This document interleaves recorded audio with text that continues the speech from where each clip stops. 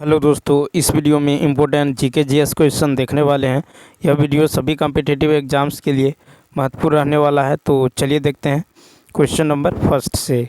तो देखिए, question number first है कि ग्राम पंचायत के सरकारी पदाधिकारी कौन है। तो देखिए, इसका जो राइट आंसर होगा ये होगा बी ऑप्शन, यानी पंचायत सेवक। तो देखिए, ग्राम पंचायत के सरकारी पदाधिकारी पदाधिकारी जो है पंचायत सेवक होते हैं।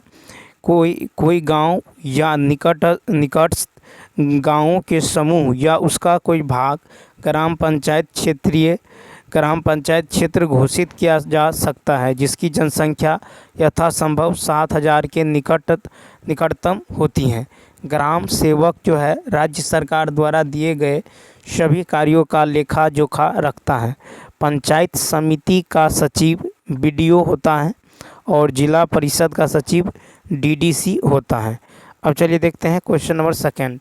कहता पंचायतों से संबंधित भारत के संविधान के 11वीं अनुसूची में कितने विषय हैं। तो दो का राइट आंसर होगा डी ऑप्शन। तो देखिए, 11वीं अनुसूची संविधान में 73वां संविधान संशोधन अधिनियम 1992 द्वारा जोड़ा गया है, जिसमें 29 विषयों की चर्चा की गई है। 74वां संविधान संशोधन अधिनियम 1992 जो है नगर पालिकाओं से संबंधित है। नगर पालिकाओं को 12वें अनुसूची में वर्णित 18 विषयों पर विधि बनाने का अधिकार है। भारत का सबसे पुराना नगर पालिका मद्रास नगर निगम है।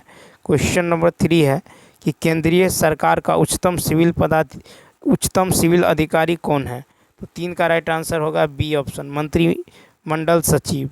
तो देखिए, मंत्रिमंडल सचिव केंद्रीय सरकार का उच्चतम सिविल अधिकारी होता है। महान्यायवादी भारत सरकार का प्रथम विधि अधिकारी होता है। इनकी नियुक्ति राष्ट्रपति करता है। ठीक है। अब देखिए, वह किसी भी सदन का सदस्य नहीं होता, लेकिन वह सदन या समितियों में बोल सकता है, लेकिन उसे मत देने का अधिकार प्राप्त नहीं है। भारत का संवैधानिक प्रमुख राष्ट्रपति होते हैं। भारत के संविधान का रक्षक उच्चतम न्यायालय है। Question number 4। देखिए, क्वेश्चन नंबर 4 है कि निम्नलिखित में से कौन सा देश ब्रिक्स समूह का सदस्य नहीं है। तो 4 का राइट आंसर होगा बी ऑप्शन, श्रीलंका। श्रीलंका देश ब्रिक्स समूह का सदस्य नहीं है। वर्ष 2009 में भारत, रूस, ब्राज़ील और चीन ने एक नए आर्थिक संगठन ब्रिक्स की स्थापना की। 14 अप्रैल 2011 को दक्षिण अफ्रीका पहली बार शामिल हुआ। ठीक है। और ब्रिक्स का मुख्यालय जो है शंघाई चीन में स्थित है। ओपेक का मुख्यालय वियना ऑस्ट्रिया में स्थित है। क्वेश्चन नंबर 5 है कि भारत में फेडरेशन कप का संबंध किस खेल से है। तो 5 का राइट आंसर होगा डी ऑप्शन, यानी इनमें से सभी। भारत में फेडरेशन कप का संबंध हॉकी, फुटबॉल, बास्केटबॉल खेल से है। उसके बाद देखिए कि महाराजा रंजीत सिंह गोल्ड कप ये जो है हॉकी से संबंधित है। बीसी रॉय ट्रॉफी ये फुटबॉल से संबंधित है। जीडी बिरला ट्रॉफी क्रिकेट से संबंधित है। लक्ष्मी कप ये टेबल टेनिस से संबंधित है। अमृत दीवान कप ये बैडमिंटन से संबंधित है।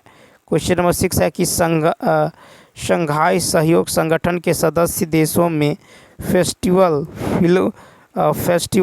फिल्मों को बढ़ावा देने की चुनौतियों और संभावनाओं पर चर्चा के लिए शंघाई सहयोग संगठन फिल्म महोत्सव बैठक का आयोजन कहाँ किया गया। तो 6 का राइट आंसर होगा बी ऑप्शन, यानी मुंबई में। ठीक है। उसके बाद देखिए कि 40वां भारत अंतर्राष्ट्रीय व्यापार मेला का आयोजन नवंबर 2022 में दिल्ली में किया गया और 12वां विश्व हिंदी सम्मेलन फरवरी 2023 में फिजी में आयोजित किया गया था। क्वेश्चन नंबर देखिए 7। क्वेश्चन नंबर 7 है कि सबसे बड़ा देश कौन सा है क्षेत्रफल की दृष्टि से। तो 7 का राइट आंसर होगा डी ऑप्शन, यानी रूस। विश्व में क्षेत्रफल की दृष्टि से सबसे बड़ा देश रूस है। इसके बाद 5 बड़े देश क्रमशः कनाडा, चीन, यूएसए, ब्राज़ील, ऑस्ट्रेलिया है। भारत का क्षेत्रफल की दृष्टि से विश्व में 7वां स्थान है। अफ्रीका महाद्वीप में सबसे बड़ा देश क्षेत्रफल में अल्जीरिया तथा सबसे छोटा देश क्षेत्रफल में सेशेल्स है। एशिया महाद्वीप में सबसे बड़ा देश क्षेत्रफल और जनसंख्या में चीन तथा सबसे छोटा देश मालदीव है। ऑस्ट्रेलिया महाद्वीप में सबसे बड़ा देश ऑस्ट्रेलिया है एवं सबसे छोटा देश जो है ये नाउरू है। ठीक है, नाउरू। क्वेश्चन नंबर 8 कहता फ्रंटियर गांधी पद के साथ कौन संबंधित है? 8 का राइट आंसर होगा सी ऑप्शन, यानी अब्दुल गफ्फार खां। अब्दुल गफ्फार खां को बादशाह खान या फ्रंटियर गांधी फ़क ए अफ़गान के नाम से जाना जाता है। पश्चिम सीमा प्रांत में खान अब्दुल गफ्फार खां के द्वारा नमक कानून तोड़ा गया।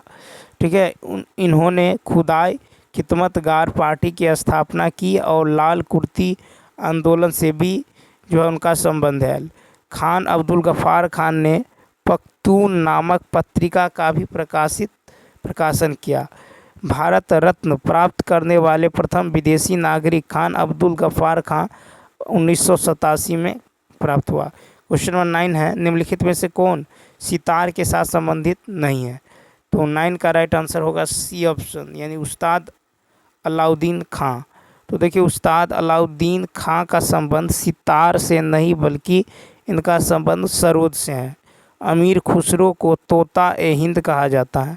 ठीक है, सितार से संबंधित है उमाशंकर मिश्र, पंडित रविशंकर, बंदे हसन। तबला वादक है गुदई महाराजा, उसके बाद है फैयाज खां। बांसुरी वादक है राजेंद्र प्रसन्ना एन लीला। ठीक है, सरोद वादक है बुद्ध सेन दास गुप्ता, अली अकबर खां। संतूर वादक है भजन सोपारी, शिव कुमार शर्मा। और रुद्र वीणा वादक है सादिक अली खां और असद अली खां। ठीक है, अब चलिए देखते हैं क्वेश्चन नंबर 10 कहता है ट्रांस ऑस्ट्रेलियन रेलवे के टर्मिनल हैं। तो 10 का राइट आंसर होगा सी ऑप्शन, पर्थ और सिडनी।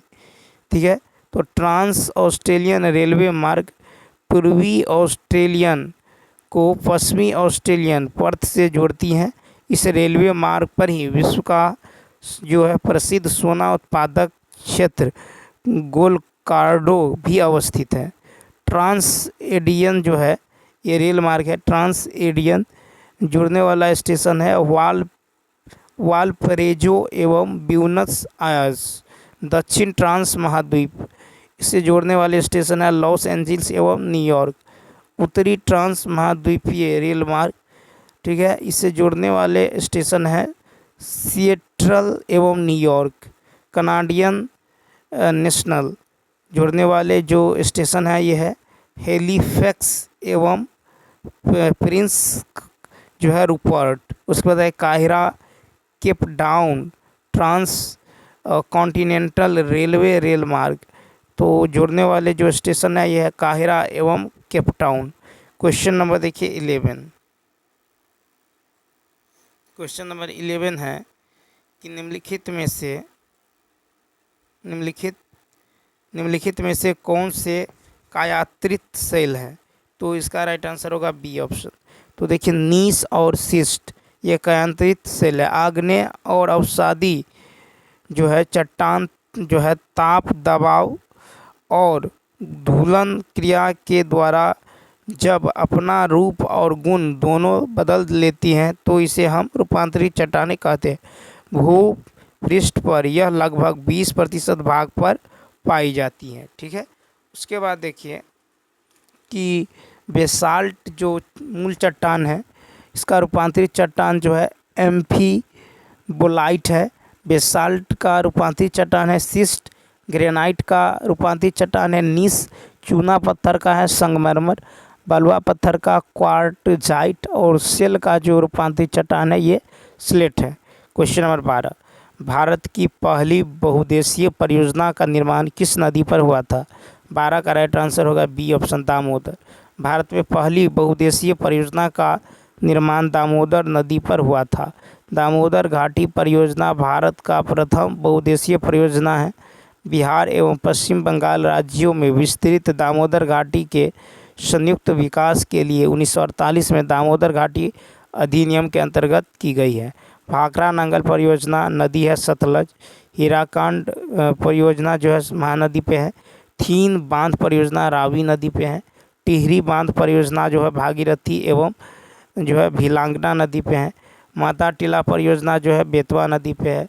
फरक्का बैराज परियोजना जो है ये गंगा नदी पे है। क्वेश्चन नंबर देखिए 13। तो क्वेश्चन नंबर 13 है कि निम्नलिखित में से कौन सी नदी अपना मार्ग बदलते रहने के लिए भी कुख्यात है। 13 का राइट आंसर होगा बी कोसी। कोसी नदी अपना मार्ग बदलते रहने के लिए कुख्यात है। ठीक है, इसे बिहार का शोक कहा जाता है। कोसी नदी बाएं से मिलने वाले गंगा की सहायक नदी है कि मुख्य धारा जो है अरुण गोसाई थान के उत्तर से निकलती है। ठीक है, गंगा का उद्गम स्थल गंगोत्री उत्तराखंड है। सोन का जो उद्गम स्थल है अमरकंटक मध्य प्रदेश से है। और गंडक का है अन्नपूर्णा पर्वत यानी नेपाल से। कोसी का है गोसाईनाथ नेपाल से। और घाघरा सरयू ये जो है मापचो चुंग हिमनद से। और कर्मनाशा जो है कैमूर की पहाड़ी। क्वेश्चन नंबर देखिए 14। ऊंचे क्षेत्रों में लेटेराइट मृदा की रचना होती है। तो 14 का होगा सी ऑप्शन अम्लीय। तो ऊंचे क्षेत्रों में लेटेराइट मृदा की रचना अम्लीय होती है। लेटेराइट मिट्टी का निर्माण जो है भारी वर्षा के कारण हुई निस्सालन प्रक्रिया के कारण होता है। ठीक है, शुष्क मौसम में यह मिट्टी सूख जाती है। भारत में लेटेराइट मिट्टी मेघालय पठार पश्चिमी तथा पूर्वी घाट के क्षेत्रों में पाई जाती हैं। ठीक है, लेटेराइट मिट्टियाँ जो है लौह एवं एल्युमिनियम से समृद्ध होती हैं। लेटेराइट मिट्टी की उर्वरता कम होती है। ठीक है, उसके बाद चलिए देखते हैं क्वेश्चन नंबर जो है 15। अब देखिए क्वेश्चन नंबर 15 है कि निम्नलिखित में से किसको सह्याद्री पर्वतमाला भी कहा जाता है। 15 का राइट आंसर होगा बी ऑप्शन। क्या होगा पश्चिमी घाट। पश्चिमी घाट को सह्याद्री पर्वतमाला भी कहा जाता है। पश्चिमी घाट दक्कन पठार की पश्चिमी सीमा से पश्चिमी तट के समांतर विस्तृत है। यह उत्तर में ताप्ती नदी घाटी से लेकर दक्षिण में कन्याकुमारी तक 1600 किलोमीटर की लंबाई में विस्तृत है। पश्चिमी घाट अथवा सह्याद्री अवरोधी पर्वत है। ठीक है, दक्षिण सह्याद्री का सर्वोत्तम शिखर कुद्रेमुख 1894 मीटर है। Question number 16। अब देखिए क्वेश्चन नंबर 16 है कि भारतीय नागरिकों और विदेशियों को प्राप्त है। तो 16 का होगा डी यानी विधिक अधिकार। तो देखिए भारत में विधिक अधिकार भारतीय नागरिकों एवं विदेशियों दोनों को ही प्राप्त है। राजनीतिक एवं सिविल अधिकारी यहाँ केवल भारतीय नागरिकों को ही प्राप्त है। अनुच्छेद 15, 16, 19, 29 तथा अनुच्छेद 30 के अंतर्गत जो है दिए गए मौलिक अधिकार सिर्फ भारतीय नागरिकों को प्राप्त है। अनुच्छेद 14, 20, 21, 21A, 22, 23, 24, 25, 26, 27 एवं अनुच्छेद 28 में दिए गए मौलिक अधिकार जो है भारतीय नागरिकों के साथ साथ विदेशियों को भी प्राप्त है। क्वेश्चन नंबर 17 है कि मंत्री परिषद की बैठकों की अध्यक्षता कौन करता है। 17 का होगा ए प्रधानमंत्री। मंत्री परिषद की बैठकों की अध्यक्षता प्रधानमंत्री द्वारा की जाती है। मंत्री नियुक्त करने हेतु अपने दल के सदस्यों के नाम राष्ट्रपति को उपलब्ध कराना प्रधानमंत्री का ही कार्य है। ठीक है, अब चलिए देखते हैं क्वेश्चन नंबर जो है 18। कहता गांधी जी का राजनीतिक गुरु किसे माना जाता है। 18 का राइट आंसर होगा ए गोपाल कृष्ण गोखले। महात्मा गांधी के राजनीतिक गुरु गोपाल कृष्ण गोखले को माना जाता है। 9 जनवरी 1915 को दक्षिण अफ्रीका से भारत लौटने पर गांधी जी गोखले के संपर्क में आए और उनके प्रभाव से आकर गांधी जी ने स्वयं को भारत की सक्रिय राजनीति से जोड़ा। 1893 में दादा अब्दुल्ला सेठ जो है ये गांधी जी को दक्षिण अफ्रीका में मुकदमा लड़ने के लिए जो है आमंत्रित किया था। ठीक है, गांधी जी जो है ये शिक्षा की शिक्षा की अवधारणा को बुनियादी शिक्षा के रूप में जाना जाता है। और महादेव देसाई जो है ये गांधी जी के निजी सचिव थे। क्वेश्चन नंबर देखिए 19। क्वेश्चन नंबर 19 है कि सर्वोच्च न्यायालय के न्यायाधीश किस आयु तक अपने पद पर बने रहते हैं। 19 का होगा बी 65 वर्ष। तो संविधान के अनुच्छेद देखिए, इसकी संविधान के अनुच्छेद 124(2) के अनुसार सर्वोच्च न्यायालय के न्यायाधीशों की सेवानिवृत्ति आयु 65 वर्ष है। ठीक है, सर्वोच्च न्यायालय न्यायाधीशों की संख्या संशोधन विधेयक 2019 के अनुसार सर्वोच्च न्यायालय में एक मुख्य न्यायाधीश तथा 33 अन्य न्यायाधीश होंगे, यानी कुल 34 जो है न्यायाधीश। कहता है कि मूल संविधान में मुख्य न्यायाधीश सहित कुल 8 न्यायाधीशों की व्यवस्था की गई थी। सर्वोच्च न्यायालय के न्यायाधीश बनने के लिए न्यूनतम आयु सीमा जो है निर्धारित नहीं की गई। क्वेश्चन नंबर 20 है, भारतीय नागरिकों के मौलिक अधिकारों को निलंबित किया जा सकता है। इसका होगा ए ऑप्शन, यानी राष्ट्रीय आपातकाल के दौरान। ठीक है, तो याद रखना है राष्ट्रीय आपातकाल के दौरान जो है सर्वोच्च न्यायालय के भारतीय नागरिकों के मौलिक अधिकारों को निलंबित किया जा सकता है। ठीक है, उसके बाद देखिए कि भारतीय मौलिक अधिकारों को राष्ट्रपति स्वेच्छा से निलंबित नहीं कर सकता, क्योंकि राष्ट्रीय आपातकालीन शक्तियाँ अनुच्छेद 352 संसद के अधीन है। अनुच्छेद 358 के अनुसार देश में आपातकाल की घोषणा के पश्चात अनुच्छेद 19 में दिए गए सभी मौलिक अधिकारों का जो है निलंबन स्वतः हो जाता है। ठीक है, अब चलिए देखते हैं कि आपातकाल समाप्त होने पर ये सारे मौलिक अधिकार अनुच्छेद 19 के अंतर्गत आने वाले 6 मौलिक अधिकार स्वतः बहाल हो जाते हैं। 44वें संविधान संशोधन के अनुसार अनुच्छेद 19 के अंतर्गत दिए गए 6 मौलिक अधिकारों का निलंबन जो है तभी होता है जब आपातकाल की घोषणा युद्ध अथवा जो है बाह्य आक्रमण के आधार पर की गई है। क्वेश्चन नंबर देखिए 21। क्वेश्चन नंबर 21 है कि निम्नलिखित में कौन सा तत्व राज्य का अनिवार्य तत्व नहीं है। 21 का जो राइट आंसर होगा बी ऑप्शन, यानी प्रशासन। प्रशासन राज्य का अनिवार्य तत्व नहीं है। राज्य के 4 अनिवार्य तत्व है: जनसंख्या, राज्य क्षेत्र, सरकार एवं संप्रभुता। राजनीति शास्त्र की दृष्टि से भारत एक राज्य है। राज्य के लिए सर्वप्रमुख तत्व जनसंख्या है। प्रभुत्व का अर्थ जो है आंतरिक और बाह्य दबाव से पूर्णतः मुक्त होकर निर्णय या जो है कार्य करने का जो है शक्ति है।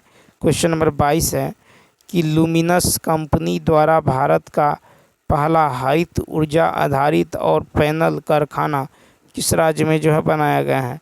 22 का राइट आंसर होगा बी उत्तराखंड।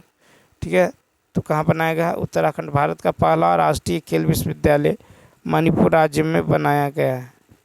ठीक है, तो 22 का राइट आंसर क्या होगा? B option. क्वेश्चन नंबर देखिए 23।